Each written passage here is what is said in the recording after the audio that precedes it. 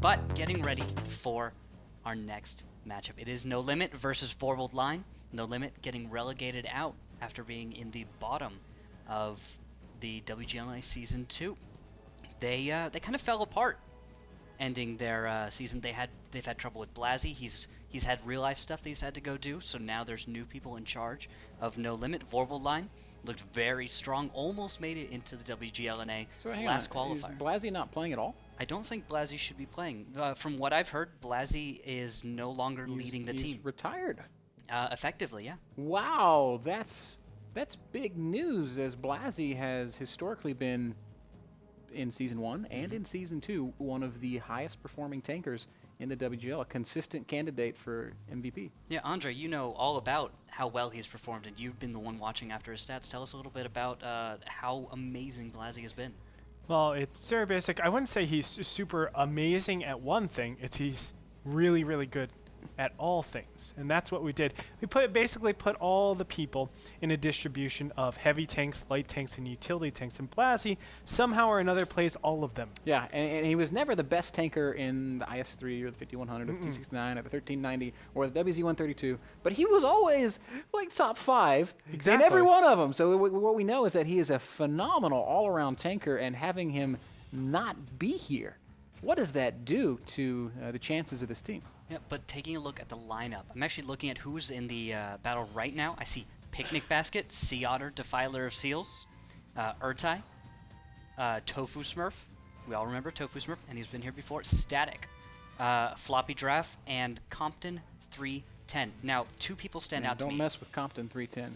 Yeah, but Urtai and Static. Those are 2 people I know that they're in Red Sky, which is the clan that used to be running Ermagerd Carnivern, and we remember them from Season 1. Did not see them return Season 2, but we're seeing players now starting to return in a different team. A lot of familiar names, which should, in theory, bode well for the team's performance. When you have good tankers, you often see good play. The question, of course, always being, what's the glue that holds them together? How well do they synergize and work together as a unit? Because if World of Tanks is many things, a team game perhaps being tantamount to them all, if you cannot work well with your teammates, you are not going to do well in the WGL. Well, you get 7 whole people. What other game has 7 people that have to work together to try and win? You've got 5v5s, you got all these 1v1 games, but never have you seen a 7v7. This is the biggest team-based game in competitive esports. Just it is. Like 10 years ago, I used to play Team Fortress Classic, and we played 8 versus 8. Oh, man. Competitive matches. Oh, there's World of Warcraft, too. Yeah. Hundreds versus hundreds. Yeah. And then, what's that? There's an online game. Whatever. Let's. EVE Online. Yeah, there it is. It's like 10 billion versus 10 billion. Competitive EVE is so smaller, though. No, I would say World of Tanks is probably the closest. But we are actually going to head into our first battle, which will be on steps. And No Limit versus Vorbild Line, they're finally going to square off. Thank you guys for waiting around. I'm glad we could get a nice interview in here. But now it is time for battle number 1, No Limit versus Vorbild Line on steps. All right, here we go.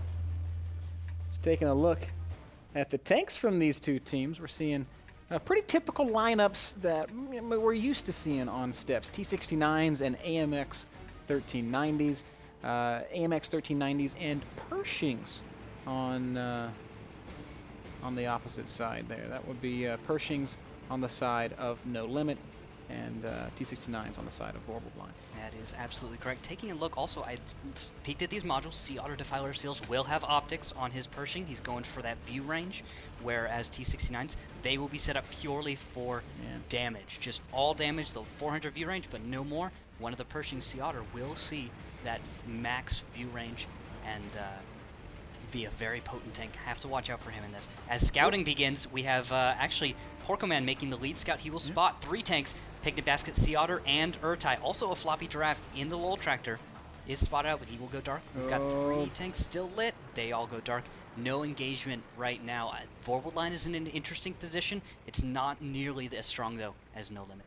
Yep. No shots ringing out just yet. All we know is that the teams have an idea of where each other are hanging out. They're lined up across from one another.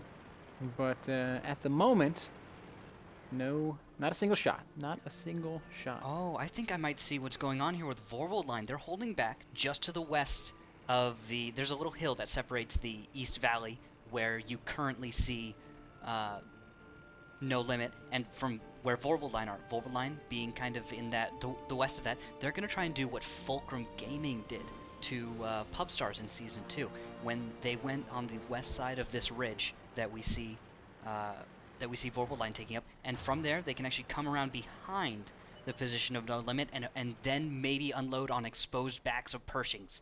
And from there, if they can get that early lead in the fight, they can just clean it up, and it's just over, just completely over from there. Just Pershing's trying to establish some semblance of a position. There's such strong tanks in these light and medium tank skirmishes. They're very difficult to penetrate up on their turrets. They have that consistent fire that is so sought after in the current tanks meta. And oh, shots do ring out, but they do not hit. Porcoman forced off of that perch, and he will back off once more. We see Tofu Smurf getting a little bit crazy down here in this T1 Cunningham. He's going to be perhaps a sacrifice. At the same time, Red Gremlin in a T1 is moving up rather aggressively. He's all the way up to E4, E5, and he's got some nice middle spotting control. He knows where a floppy giraffe is, that T1. Oh, man. Tofu Smurf, great spot on Porcomon, but unfortunately, I don't think the rest of the team is able to get any shots on him. So. He will slip away. This is decent. This is pretty solid scouting by Porcoman. Nothing exceptional yet, because he's not quite getting that extra bit of spotting that Vorbild line needs to make their push. Vorbild line needs that affirmation that there are all of the enemy tanks to the east of the ridgeline. If there are tanks to the west, they could be walking to a crossfire, and they don't want to do that because I can see they want to go up that 6-7 line to the west of the ridge. That's what they want to do. They're lined up for that. They're just hiding in a little death light. Ooh, floppy giraffe does get spotted by Red Gremlin, and Red Gremlin is actually taken down to 79 hit points. Well, here comes the push from No Limit. Static, Urtai, and Compton riding dirty down the 0 line. They're going to try to get in position on that flag, but nothing doing yet. Where is Porcoman and the rest of Vorbild drive? Well, they're trying to... Well, they've started their drive to the north. They've going up the 7 line, trying to emulate what we saw out... Oh, wow. Hits already going down out of the emulated strategy out of Fulcrum Gaming. They are going to go right to Sea Otter and Picnic Basket. It's a 5v2 right now, unless these tanks from No Limit can get into position. First tank focused down is Sea Otter Defiler of Seals. No one's dying yet. It's such a crazy push. The Vorbild line had... isolated the Pershings, but now the 1390s are back, and this is an all-auto lineup from Vorbild line. These guys have to be clipping very soon. Picnic, a basket boo-boo, staying alive, 737 hit points, and he does not fall. That consistent fire is no doubt going to pay off here in the end, as No Limit sweeps in and cleans up Blitzkrieg, the last remaining 1390 that is at least a part of this push. He is one shot from death, and Picnic Basket will take the shot. No, he actually dips over the hill. Yeah. Escaping just barely. There's no real hope right now. Porcoman is at full health, though. Not even... Where is Porcoman right now? He's completely the other side of the map, as Blitzkrieg is finally going to get chased down by Picnic Basket. No matter how hard he can juke, can't juke that hard, leaving Porcoman the final remaining 1390. He's actually going to go look for Picnic Basket, who is all alone. Well, that's not... Where was he, man? He was absolutely just a non-factor in that fight, and the idea... It wasn't a 5v2, it was a 4v2. Yeah, he just split off from that fight. I don't know. I didn't even notice because I just assumed he would be somewhere in the mix. Oh, wonderful little drifting right there. He dodges Picnic Basket's shot. That is some slick driving. He will take out Picnic Basket. And where are the members of No Limit? Oh, they're bearing down on him. Compton going to come down over the hill, and of course, Porcoman's going to be clipping very soon, and he will no doubt go down to the focused fire of the 1390s that are staying alive right now for No Limit. A cap, of course, in the cards here. T1 fight did happen on the other end of the map. Pyro Luigi comes out on top, but he is not going to be able to stop these 1390s from running him down, or at least capturing his flag. It'll be one or the other. But either way, victory inevitable here in game number 1 for No Limit. Just really well played by them in the reaction. I felt like Vorbild line made that mistake to just splitting off 1390. Andre, why? What was he doing? Did you even see? I completely missed that. No, I wasn't watching Yeah. him in particular. Really, really weird stuff. I thought he was actually going with the push. I could have sworn I counted 5. It makes no sense to any of us, I think. It was 5 because the T1 was there. It's so strange. I don't know where he went off to and what he was doing in that, because he didn't get to help in the fight, and then it became a 5v4. And we also didn't see enough connections at the beginning of that fight. Just not enough connections out of the Vorbild line attack. If they'd killed those Pershings a little bit quicker, then we might have seen something else because of the consistent fire being taken out so early. But we would have seen that, 31390s able to come in, do all that. And there we go. Static is taken down. GG, Vorbild line. Oh, well played there from No Limit. Those Pershings, I have to praise the driving there and almost question the shooting that we saw out of Vorbild line, because when it's 4v2, you have to get those 2 kills. And oh, wow. Picnic Basket did not go down. We didn't know what Porco Man was doing, but he ended up getting 2,107 damage out in his 1390. His gun had settled. He was shooting and hitting. It's just the rest of the team that didn't manage to contribute quite the same. Oh, wow. Sugata was only able to shoot twice in any of this engagement. He received 7 for 7, just went straight down. That's solid shots going down on Sugata. Yep. Razel's 4 shots fired, only 2 landing. Blitzkrieg doing a little bit better, 6 shot fired, 4 landing. And then the Banjo, 4 for 4 before he went down. Banjo did his job. He did all he could do in a T69. Just all you could do, 4 shots, you got to reload, but he went down pretty well. That's good focus fire, though, by No Limit, to be able to take down the T69 while he's reloading, recognizing they can't let that guy get his second reload out, because he will tear apart the rest of your tanks at the tail end of that engagement. Yeah, so I guess we misspoke. Porco Man did 2,100 damage, 12 shots, 10 hits. He went through 2 whole clips there. Certainly laid down as much fire as you could ask for him, so he was contributing to the fight. We didn't see it, but he ducked out, stayed alive until the last second. It was the rest of the Vorbild line that didn't seem to... Well, it's the strategy that came out. I mean, this is just one outlier, I would say, out of the entire group, but it's within reason at the same time. If we think of it, staying over there on the east side, it really doesn't make sense. I mean, you were talking about the 4v2 or the 5v2 that happened that we saw on the 2 Pershings. And just thinking about how much distance you have to traverse with your whole entire team before you actually connect with those Pershings, that's a lot. And what was happening? 1390s were ripping apart the T69 that only got 2 shots off. After that, what did we see? We saw 1390s on the move trying to hit Pershings. They missed a lot of times, and then we have 1390s on the other side of No Limit, closing the distance, settling their shots, and making them count. That was the big difference. That's why we had such a big numbers game in favor of No Limit. It's just the overall strategy. When we look back, the push, the 4v2, in theory, it makes a lot of sense, but it's too much. Overall, I think that position has to be forgone. You need to have your 1390 being played by Pokemon to zone some sort of retreat path. That way you stop any lights, and from there you just retreat all the way back, even over to the west side, and play a game like that. But staying over in that east, I think overall it's a refuted line to be playing.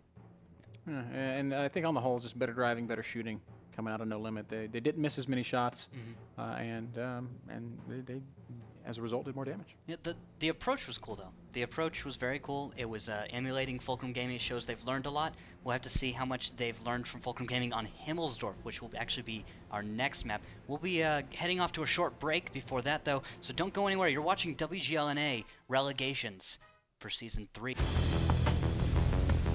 Welcome back. We are about to head into battle number 2 between No Limit and Vorbild line. It's going to be on Himmelsdorf. Yeah, that's right, and I think we've seen such a variety of play styles on Himmelsdorf through the years. I say years as if we've been doing this for years. Well, I've been doing this for a while. Which have, it feels like 2 years, but in fact it's more like 3 months. Yeah, about 6 months, right? Yeah, I've been here for when about 6 months. When did Season 1 start? I mean, you obviously came before our first broadcast. August. Only just before, August really. 25th.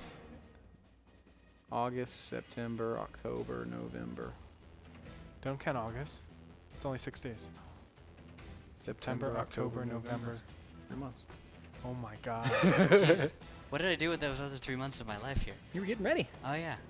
I forgot. We had to train you and make you No. presentable, buy you a new hat. You know what? I had to lift. I think August was our finals. That's what it was. August was our finals. Okay, so then it would have been been like July. one more month on top of that. So July. 4 months. Okay, so 4 months out. Holy moly. That's insanity. Well, season 3 starts in January, which is a little bit of time from now, but we are getting everything ready prior to that. Relegation's happening right now. Qualifiers for season 3 will begin tomorrow. Then we'll have a couple of weeks off. Kick off the new year with another new season. And then it's all just craziness from there. We are actually going to head into battle number 2 on Himmelsdorf. No Limit versus Vorbild line.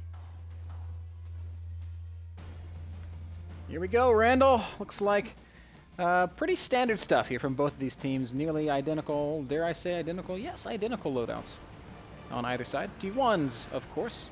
IS-3s, of course. 3 of them for each side. And then 2 AMX 5100s. This is probably what you would call the standard loadout for Himmelsdorf. Sometimes you see -1 IS-3, +1 5100. Sometimes somebody does something crazy, like brings a 1390. But in general, this is the norm. Yep, this is just the... Oh, wow, this... we were talking about earlier, emulating Fulcrum Gaming.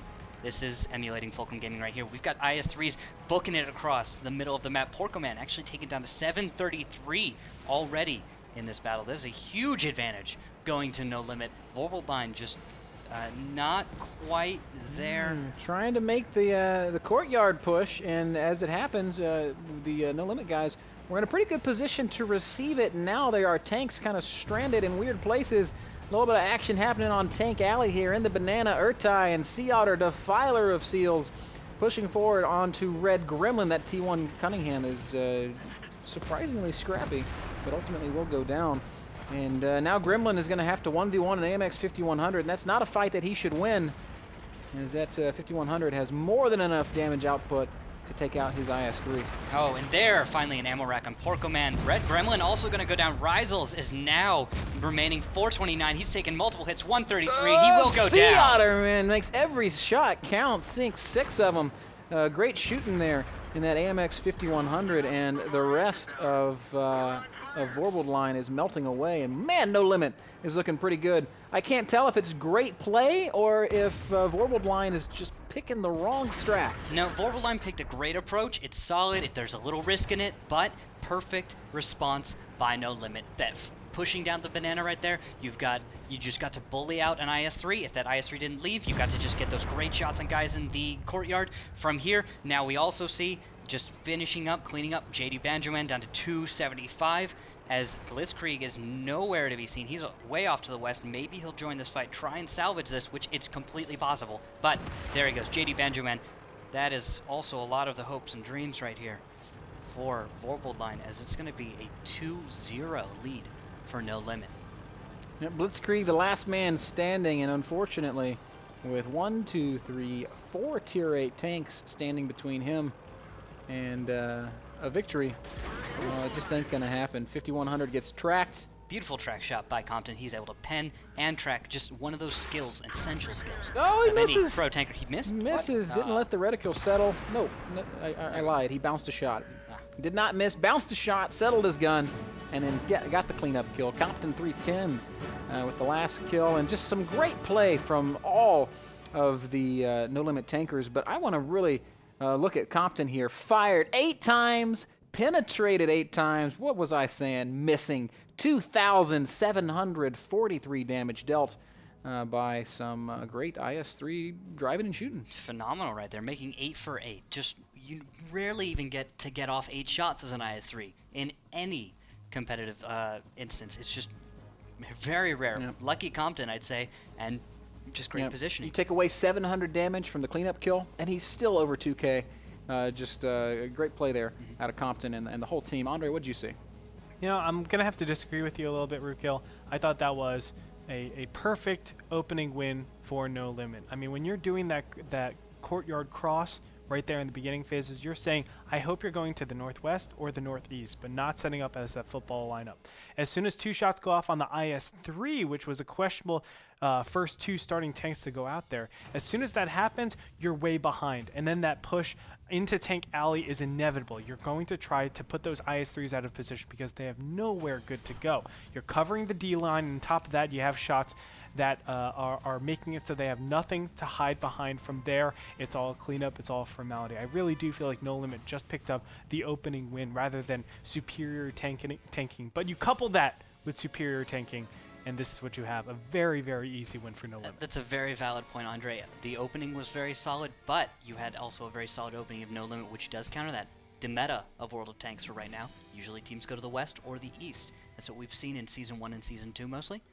Not seeing it as much, I guess, maybe in Season 3. We'll go back to that football lineup, maybe. Yeah, I think it's an incredibly risky lineup because we've even seen Fulcrum Gaming lose to Wreak Havoc with the same lineup, same positions, same follow-through. Wreak Havoc was able to take out Fulcrum Gaming, who is the best team in WGLNA. So do you think that pushing across the courtyard is actually not a good idea?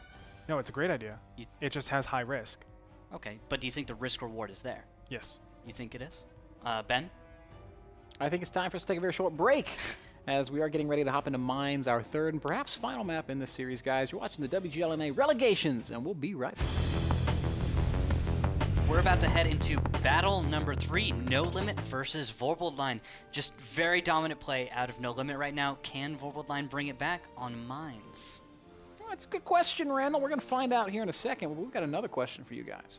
If the universe is constantly expanding, and if energy cannot be created, will the energy in the universe eventually be so dispersed that it is essentially useless? That's the question of the day. We'll be looking at your feedback in chat. Let us know what you think. And then the other question is, if a tank shell is fired in space, will anyone hear it explode? I have answers to both of those questions. One, there are 7 major galaxies. This is the question for the chat, not for you, Andre. You can weigh in when we look and see what people have said later. Send your tweets to at WGLNA and let us know what you think. But now we're in the battle on Mines, guys.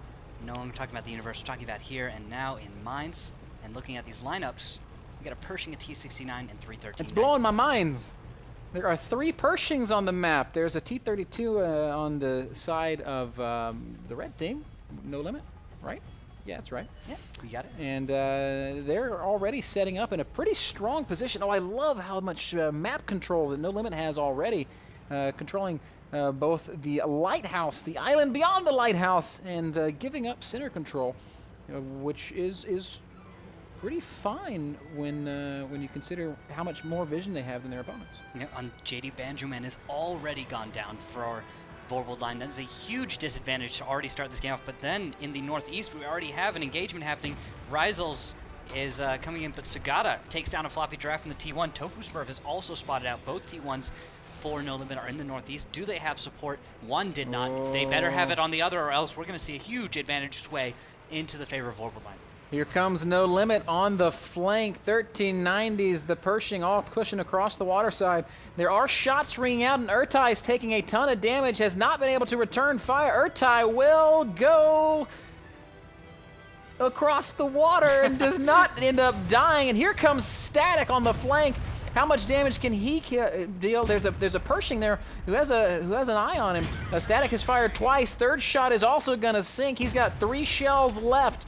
And it looks like he wants Pyro Luigi backing down to... oh, and he's going to miss one to face off against Pyro Luigi. Sea Otter, Defiler of Seals, blocking for Static. But here comes Porcomon in the Pershing. And this looks like a much better fight for Vorbild Line. Yeah, but on the other side of the map, there is another fight. 3 1390s are beginning an engagement on 2 hull-down T-32 and a Pershing. The Sagata is already down to 358. What's happening over there on the other side? I just saw a tank go down. 1390 Static is down to a Pershing. Porcoman. Oh, T-32 and T-69 trying to fight against these 1390s. It's like angry bees attacking an elephant. And when there's enough of them, I think the angry bees are going to win. Blitzkrieg will go Not down. quite yet. Compton should go down shortly. Compton might have just a moment. He may get this last shot off. Yes, he will. There goes Blitzkrieg. But Compton will be taken down in return. That is a huge advantage. Only Sea Otter Defiler of Seals remains. And he's locked in a fight against a Pershing. Can he be the better Pershing? No, he misses the crucial shot. And Porco Man proves his worth, takes him down, and just like that, Vorbild line is on the board. Great play there on mines. Not sure where it went wrong for No Limit, but that was some excellent driving, excellent brawling out of Vorbild line. Yeah, Pershing, Porco Man doing a great job getting about 2k damage. And I guess you had on the other side... 2,000 damage and a Pershing porking man. Oh, man, that's the kind of man I want to be. Shot 11 times and penetrated 10 of them like a true porking man. Yes, sir. You know, when it comes down to it, I felt like No Limit strategy was actually pretty clever. I mean, what they did was they assumed there was no east push, and they, you know, kind of spread themselves out. You would say jack of all trades, master of none, if you assume that there is an east side push. But they said no, that's probably not going to happen. They kept their T-32s at the right location, tried to get side control over on the west side. They did establish that, but because they were completely undermined, their T-32s were caught out, and then the 1390s and the Pershings had to spring back. Everything was disastrous. Perfect positioning from our team. Vorbild line. Yes, Vorbild line. I would also have to point out that Urtai getting caught in the way that he did was just devastating to No Limit. He fired twice, never hit anything, and just died, dealing 0 damage, which you never want to go down like that, certainly when you're in an autoloader. Yeah, and Vorbild line's play in that the opening, it made a lot of sense. You're trying to hard counter those push-up strategies, trying to take the center. We saw that with Fulcrum Gaming against Simp in the WGLNA Season 2 finals. And this east side strat, it's looking to be a hard counter, but also people, it just so happened that the same strat was able to outdo what No Limit did. So really, really kind of, I wouldn't say lucky because they had some great shots and great tanking overall, but Vorbild line definitely lucked out in the openings. Thank you, Andre. We're about to head into Ruinberg, but just before we do that, we're going to take a quick commercial break. We'll be back in just a moment with battle number 4 of No Limit versus Vorbild line. Don't go anywhere. Welcome back. We're about to head into Ruinberg for battle number 4, No Limit versus Vorbild line. No Limit looking pretty good, but mines made me doubt Vorbild line could bring this one back. Yeah, that was great brawling out of Vorbild line. Maybe we could say out-brawling their opponents. Maybe it was holding a superior position. Maybe it was No Limit making too risky of a push. Urtai crossing in the open like he did definitely made things difficult. But either way, Vorbild line, they're on the board, and that is obviously the first step. Scores 2-1 right now. Yep. So it's still possible for No Limit to close it out. It's also entirely possible for Vorbild line to turn it around. We haven't had a single draw yet. Both these teams look like they want to fight, which is exciting and fun. That's why we love these kinds of games of tanks. And it's still tough to call. No Limit has looked better in games 1 and 2. But we also have to acknowledge that No Limit's openings have kind of been tactically superior in the first 2 games. There on mines, it was Vorbild line who had just the stronger play from the get-go. And I think what we're seeing is that when Vorbild line does not draw the short straw, that they're very capable. Well, it's a highly aggressive strats, just that momentum. Whoa! Whoa! Whoa! Whoa! Whoa! Oh, whoa, you're going to have to see this, guys. We're going to head into battle right now. No Limit versus Vorbild line, battle number 4. You're going to have to check out another sick lineup. Yeah. So it's, you know, there are times in life when you... When you what? When you take 5 KV5s and just ram them down your opponent's throat. And that's what we're going to try and see here from Vorbild line. I cannot believe that they're going for this strat when they're facing elimination. 1, 2, 3, 4 KV5 up against 3 IS-3s and 2 AMX 5100s. You know, the question that remains here for No Limit, will they sink those shots? And what's going to happen? Well, I think this lineup is incredibly potent out of this KV5s. You want to know why? It's hit points. Hit points, Ben. That's what makes them just so potent. So many hit points right now. I don't know if they're going to be able to deal with that. No Limit's got to deal with 5 times 1780 hit points. That is just a lot of hit points. huge. It's a lot of hit points, but already the position of those KV-5s has been revealed, and a great proxy spot there by Static. Lights them all up. So all No Limit has to do is make the shots. They just got to make the shots. They've seen the enemy. And now they've shot the enemy. Picnic Basket hits Pyro Luigi and takes him down to 1373. Now Pyro Luigi has the hit points of a normal tank, no longer just a KV-5. Oh, another hit goes out, and that is going to track Sugata. This is an interesting crossfire, but can they spread these hit points out? Shots ringing out from everywhere, and honestly, they're kind of sinking in everything. Banjo Man taking quite a bit of damage. I'm not sure where it's also, coming Red from. Gremlin is taken down Gremlin, 622. what are you doing? Pushing on 25100s by yourself. 62 hit points, one more, and he will go down. That's a lot of shots he had absorbed, though. Might have taken 2 clips worth of shots, frankly. Just Looks like Tofu's got a couple shots left as he's going to come around the corner on Sugata, and Sugata takes one. Sea Otter's going to fire and put him down. Good play here from Sea Otter and Tofu Smurf. Excellent use of their mobility. And 2 KV-5s have bit the dust, but so too has Urtai. So Vorbild line not out of it yet, but Banjo, 272 hit points. Picnic Basket will shoot and scores with the 272 damage needed to put down that last KV-5. Pyro Luigi, the last man standing, is trying to chase Sea Otter Defiler of Seals. The thing about a KV-5, though, is it's a little bit slow. Oh, he tracks him, but still, even tracked, the AMX 5100 is faster than that KV-5. Yep, and here come the IS-3s. They're going to have an easy time dealing with this KV-5. They're faster, and they hit just a little harder. Pyro Luigi's not going to be able to fight this one out. Their only hope is these T1s attempting to cap, but I don't think they have enough time, and those 5100s should be returning promptly. Pyro Luigi looks like he might pick up Picnic Basket. Yes, he does, but Compton catches him. And there's no escape. He just rammed Pyro Luigi, did no damage, and took about 100 something himself. Wow. Although Blitzkrieg is now the only remaining member for Vorbild line, and he represents the final hope and dream. 33 hit points in 1 minute and 12 seconds. It's possible, but it's pretty improbable.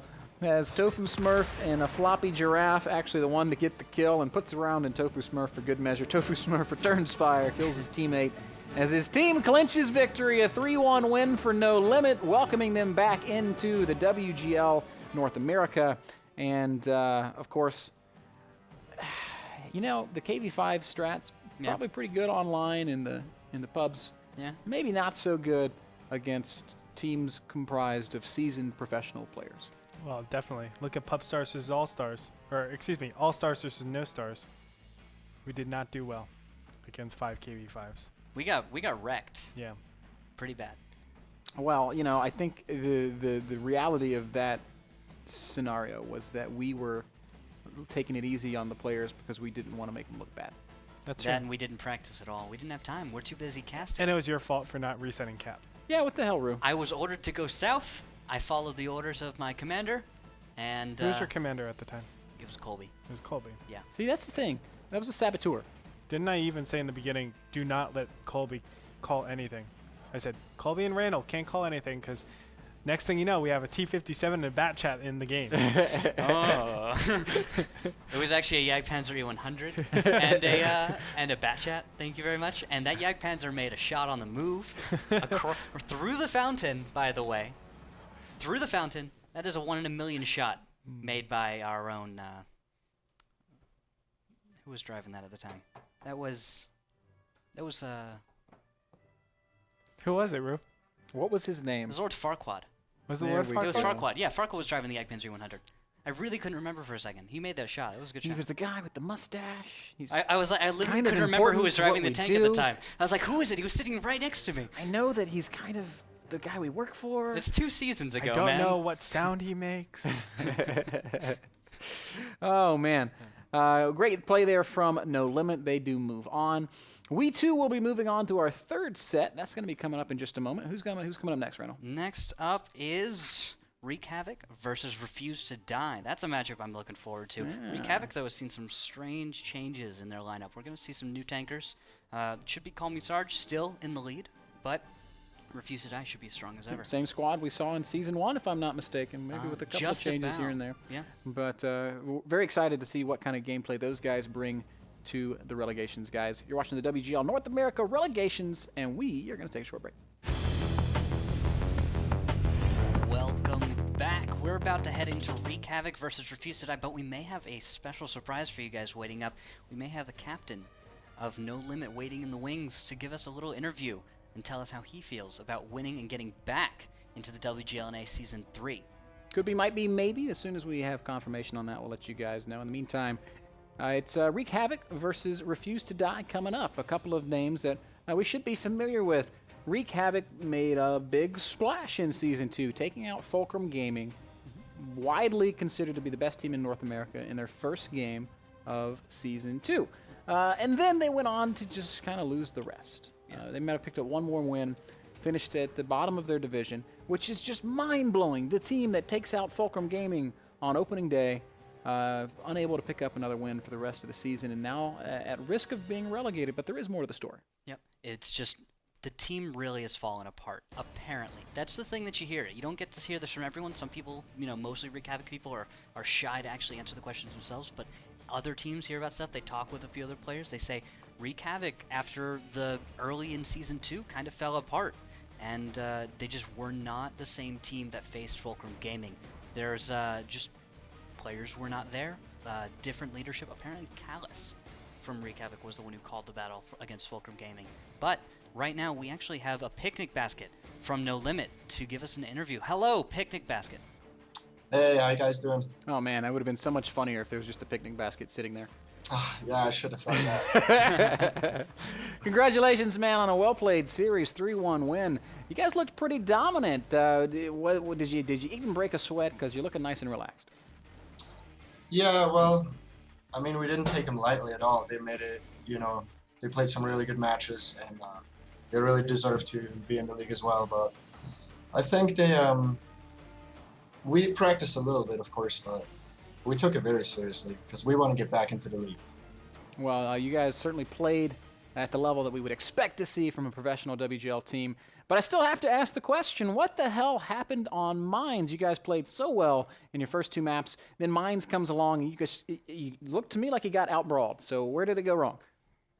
Well, I think what happened is they had a strategy that we've never really encountered, pushing those 1390s through the outside village there. That was, I thought that was really, really good work, and it caught us off guard. And what we tried to do is, take out their Pershing and their 69, but I think they had really good positioning, and they just wrecked us.